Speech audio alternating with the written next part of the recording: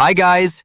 Today I'll show you how to use AI to translate your videos into any language while keeping a natural voice style, just like this. Very private about her office.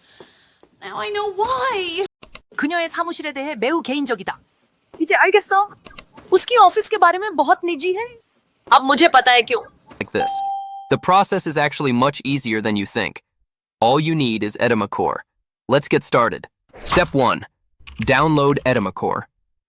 If you haven't downloaded Edimakor yet, you can find the official download link in the description below. Simply visit the official website, download the software, and install it on your computer. Step 2. Clone your voice. First, go to Audio and click Clone Voice. Upload an audio or video file that is longer than 10 seconds. Then click Confirm.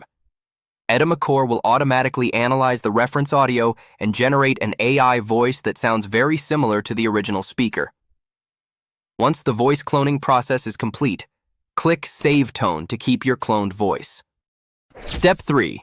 Translate your video, import your video and drag it onto the timeline. Then go to Subtitles. For this tutorial, I'll select English as the original language.